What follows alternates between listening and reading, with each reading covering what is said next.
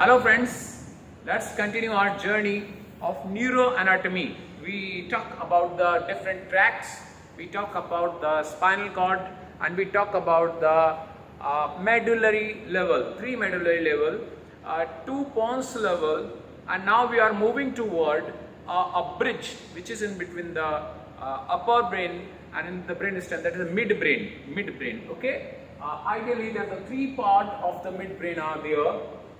Crux cerebri, the crux cerebri, which is well demarcated and separated by the pigmented layer that is known as Substantia Nigra.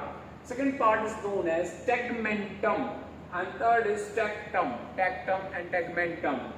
Tegmentum and Tectum are separated by an imaginary plane passing through the cerebral aqueduct of cerebral. That is connecting the 4th ventricle with the 3rd ventricle. This is representation of aqueduct cerebral.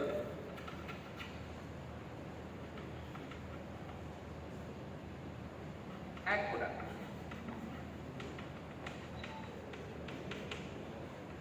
That is connecting the 3rd ventricle with the 4th ventricle. That is connecting 3rd ventricle with the 4th ventricle. So this part is supposed to be crux cerebri. Then this part is tegmentum, an imaginary plane which is separating. This is passing through the cerebral aqueduct. That is separating the tectum from the tegmentum. Now, one by one, we are discussing about the crux cerebri, tegmentum, and the tectum. Okay. First of all, the crux cerebri. How we are going to define which part is the crux cerebri? The crux cerebri is separated from tegmentum. Is separated from the tegmentum by the cell, a strip of the cell which is pigmented and broader on a medial aspect, and slowly it's becoming narrower toward the lateral aspect, and this part is known as Substantia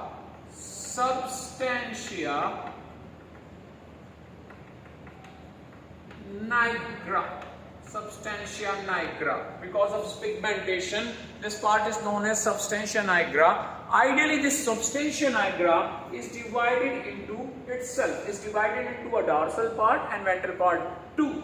And the dorsal part is supposed to be the Substantia Nigra is divided into pars compacta, and the ventral part is supposed to be pars reticularis, pars compacta and pars reticularis. These both are different, having the different kind of minerals. Pars compacta and pars reticularis. Pars reticularis is more toward the ventral aspect. Pars compacta is more toward the dorsal aspect. Again, this is crux cerebri, which is separated by a pigmented layer, curved pigmented layer, which is narrower toward the lateral side and more broader on the medial side, divided into 2 parts. One is pars compacta and pars reticularis. The pars reticularis is connected or receiving the afferent from the basal ganglion. I am not going to detail of which part of the basal ganglion. This is receiving afferent from the basal ganglion and increase. These fiber which is taking the afferent from this basal ganglion are GABAergic in nature. Then the pars compacta, which is more dorsally placed, is rich in the dopamine, a neurotransmitter. Okay, one thing should be remember that dopamine belongs to the pars compacta. So 2 parts, one which is dorsally, that is pars compacta, and this is pars reticularis. One is rich in iron, another is rich in another mineral, and both are different secretory in nature. One is receiving the signals from the basal ganglion, another is giving efferent to the basal ganglion, and usually it's working with the basal ganglion, working in the circuit of the basal ganglion. Okay, but in this order, this Substantia Nigra, which is 2 parts separating the crux cerebri. Now crux cerebri can be divided into 3 parts. I am denoting by this dotted line. This is almost the 1/6 part, the lateral 1/6 part. Second one here, that is medial 1/6 part. So rest of the part is 4/6 or middle 2/3 part. 2/3 part. One thing I want to remind you, this is the ventral part. The crux cerebri is the ventral part of midbrain. And as a law, we are remembering that the ventral part belongs to the motor connections. So the structure passing through this one, especially the medial 2/3, having the cortico-pontine and corticobulbar and the corticobulbar. Corticobulbar, the fibers which are coming from area number 4 and 6, and these are giving connection to the cranial nuclei, corticonuclear or corticobulbar. Additionally, the cortico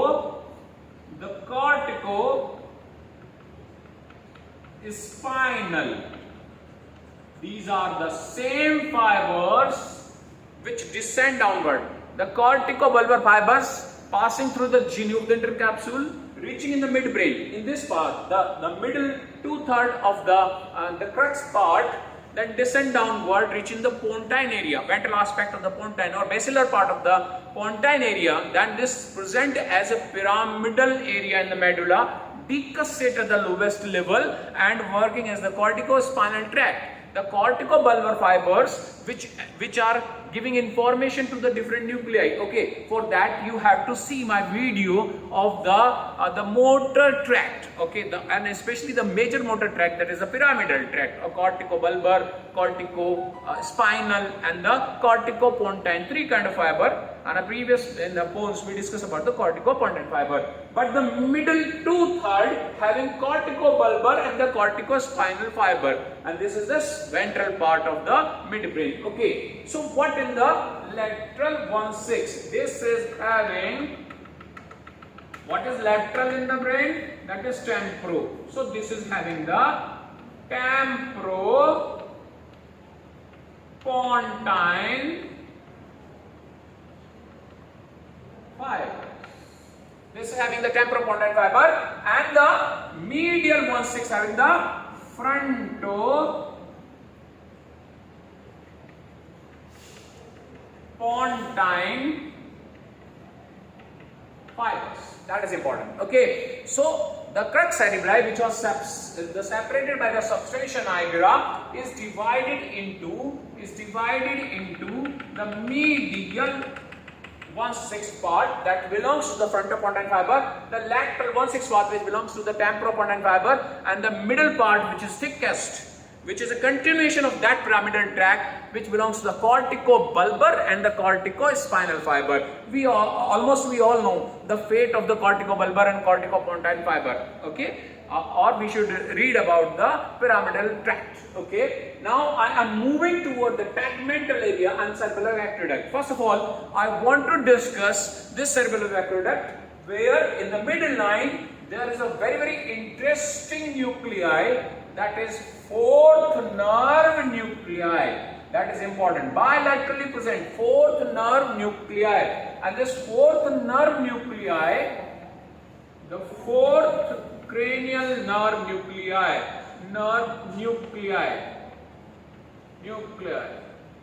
This 4th nerve nuclei is supplying to the SO4, superior oblique muscle, SO4, superior oblique muscle of the eyeball. So this is supposed to be, it is somatomotor efferent. This is neither supplying the branchial arches muscles, because the muscle of eyeball belongs to the branchial arch. So this is the somatomotor efferent type of fibers. The specialty of this is the fibers from this side goes and crosses on the contralateral side and running like this. This is the 4th nerve fibers. That means only cranial nerves whose fiber are emerging from the dorsal aspect of the brainstem structure. We see the 12th nerve, which belongs to the medulla, hypoglossal nerve. We talk about the 9th, 10th, 11th, so on. These all were emerging from the ventral aspect of the brainstem. This nerve is emerging from the dorsal aspect. All nerve are emerging toward the ventral side. All nerve having the same kind of syndrome which is associated with the pyramidal tract. But this nerve is going toward the dorsal side and it is crossing bilaterally. That means one side of nucleus sending fiber to the other side. The one is going to the dorsal side, another thing, this is crossing. Okay, this is the fourth nerve nucleus. Adjacent to fourth nerve nucleus, we can't forget, that was present in the upper part of the pons. We discussing the rostral part of the pons, and this nucleus was present there also. That is mesencephalic nucleus. The mesencephalic nucleus. The mesencephalic nucleus of fifth nerve. Okay, fifth nerve having a spinal nucleus which are presenting up to the second cervical segment, and it is also having the principal sensory nucleus which carrying the proprioception from the face, and this is mesencephalic nucleus which is carrying sensation for the muscle from the muscle of mastication, and this was a special because the unipolar neurons was present in the mesencephalic nucleus, which is an exception of sensory nucleus. Okay, this is the mesencephalic nucleus which is present here. Additionally, one very interesting nucleus I want to mention here. In this cerebellar character, in between them, I am drawing by yellow color. Look at this. I am drawing by yellow color. Okay, that is supposed to be the dorsal tegmental nucleus, and another name of nucleus is nucleus of Dawkins. Another name, I am giving another name to this one, nucleus of dark, D-R-K dark, S-C-H-E, Dawkins nucleus. That is dorsal tegmental nucleus. And here, immediately, I want to mention another nucleus which is ventral to this one, Here, it is ventral to this one, outside the cerebral aqueduct. This is ventral tegmental nucleus, and this is known as nucleus of interstitial nucleus of Casal. Interstitial nucleus of Casal. Okay, now we are emphasizing both the nucleus. One is the dorsal nucleus, dorsal tegmental nucleus, or nucleus of Dawkins. Another is ventral nucleus. Because they are dorsally and ventrally present, it is almost similar pattern as it was followed by the trigeminal nucleus, dorsal trigeminal tract and the ventral trigeminal tract. Okay, so this is the same. What these nucleus are doing? These nuclei are supposed to be participate in the reticular area of the midbrain. Okay, this is supposed to be participate in the reticular area of the midbrain. Few fiber also goes and join the medial longitudinal fasciculus, especially ventral tract. But the major function, these are going to the RAS and unknown function. Many a function which are performed by the reticular area. This is the dorsal tegmental nucleus or nucleus of Dawkins. This is ventral tegmental nucleus or nucleus of interstitial nucleus of Casal. Okay, these are the fibers. We talk about these one. Okay, now one of the most important thing I want to discuss, very easy to remember. Why to write this one? MTSL. Okay, we also explain here the MTSL. Okay. The medial lemniscus, I'm writing here, this is the left this one, the medial lemniscus. This is the medial lemniscus. Okay, this is the medial lemniscus. This is the medial lemniscus. This is the medial lemniscus. Next to this one, if I am going toward this one, then is the medial lemniscus belongs to the proprioception. If you heard about the spinal, the fibers, proprioception, dorsal column which was forming the sensory decussation in the upper part of medulla and then forming the medial lemniscus. This medial lemniscus having a somatotropic arrangement. This is carrying the proprioception in different aspect. Okay. Next is, if I am going toward this side, there is the trigeminal lemniscus. This is the medial lemniscus, and medial lemniscus, medial, not median, medial lemniscus. This belongs to the proprioception of the whole body in a form of the dorsal column. We discussed dorsal column in the medulla. We discussed in the different spinal tract. This is carrying information in the lower part of the body except the trigeminal nucleus, and this is carrying information to the ventral-posterior lateral aspect of the thalamus. Next is the trigeminal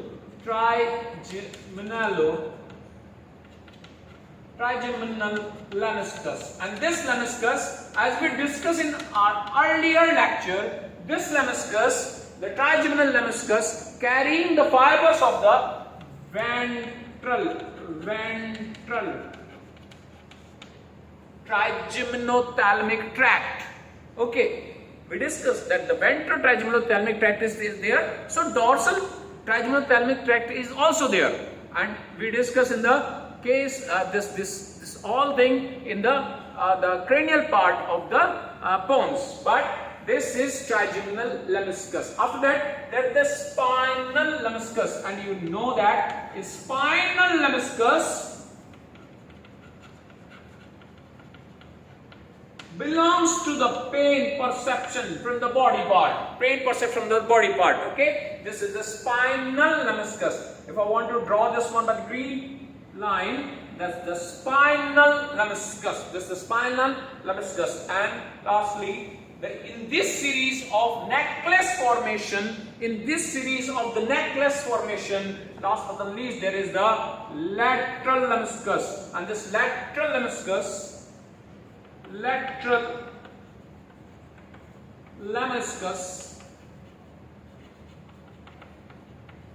belongs to the auditory perception, which will go into the medial geniculate body. So this is very near to the inferior colliculus. This represents the inferior colliculus, which I discussed that this is the level of inferior colliculus level of the midbrain. Okay, this is four lemniscus carrying the four different sensations. The medial lemniscus carrying the proprioception, which is coming through the dorsal column, nucleus, gracilis, etc. You read in the spinal cord. Then there is the trigeminal lemniscus, which belongs to the ventral trigeminothalamic tract. All the sensory tract are reaching to the thalamus. Then there is the spinal lemniscus, which carrying the pain sensation for the body, and these are also lying here. Remember, in the upper part of pons, the midbrain and upper part of the midbrain, the sequence is same until unless they are reaching to the thalamus. Okay, this is the zone, and these are MTSL. We discussed this MTSL mnemonic in the our part of the pons also. Again, I am drawing this one here. This is the medial lemniscus. After that, there is the spinal, this is trigeminal or ventral trigeminothalamic tract is here. Then there is spinal lemniscus, which carries the pain fibers, and after that there is the lateral lemniscus. This is the lateral lemniscus, which is very near to the inferior colliculus. Okay, this is the necklace shape formation due to MTSL. Okay, now three important fibers which was initially some other arrangement was there, that the rubrospinal tract bilaterally in midline, rubrospinal. Then there is the tectospinal. This is the tectospinal. I am enumerating the 1, 2, and very, very important, which is a fiber, medial longitudinal fasciculus. Again, I want to tell you, never ever confuse with the medial lemniscus with the medial longitudinal fasciculus, because the medial lemniscus carrying the proprioception from the body, and medial longitudinal fasciculus having concern with the different balancing pathway. Okay, so this is 3 in numbers. I am writing down one by one. 3. The first one is the rubrospinal. Second is the tectospinal.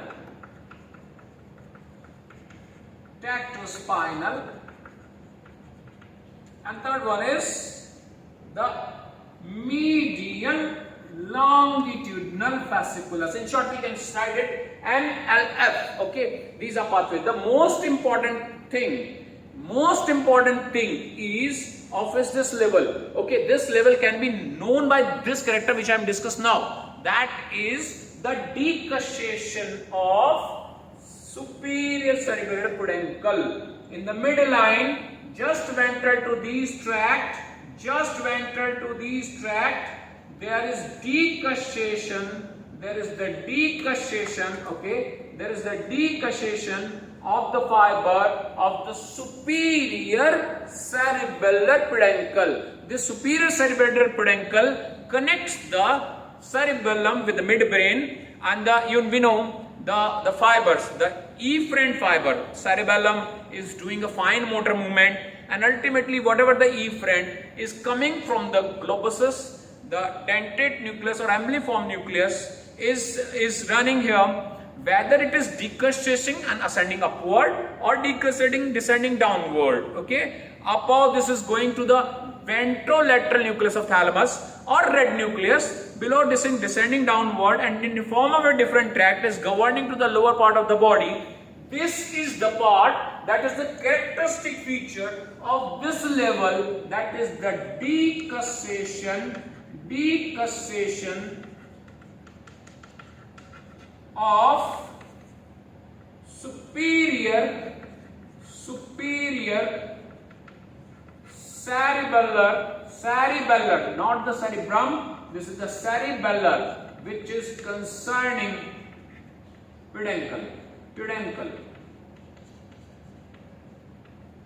This is the characteristic. So this can be known as the inferior colliculus level or inferior level of the midbrain, can be known as the level of decussation of superior cerebral peduncle. It can come in examination by this short note. Draw a level diagram of the midbrain at the level of superior cerebral peduncle decussation. Or it can be like, draw a level diagram and describe the TS, transverse section of midbrain at inferior colliculus level. Both are same thing. Okay, both are same thing. Okay, this one, and I'm completing this one. This belongs to this. The medial 1/6 belongs to the frontopontine. Then middle 2/6 concerned with the corticobulbar and corticospinal tract. And the lateral 1/6 concerned with the tempro-pontine fibers. Okay, rest of area is the reticular area. Okay, we talk the few important thing. MTSL, which was in the bone. Their necklace shaped pattern is there in the tegmentum. We talk about the inferior colliculus. The fibers from this auditory pathway, lateral lemniscus, goes to this, and whether a few fiber relay here, but they directly reaches into the medial geniculate body, and this can be unilateral or this can be bilateral. Similar thing. The lateral geniculate, the lateral lemniscus, few fiber relay here. whether they are going contralateral on the medial geniculate body or same side geniculate body, they are reaching to the medial geniculate body. Lateral lemniscus, medial geniculate body, auditory pathway is here. Okay, that is important. But one thing which I not mentioned in a few books, and I want to specially mention here, and this is my special concern, there is dorsal longitudinal fasciculus.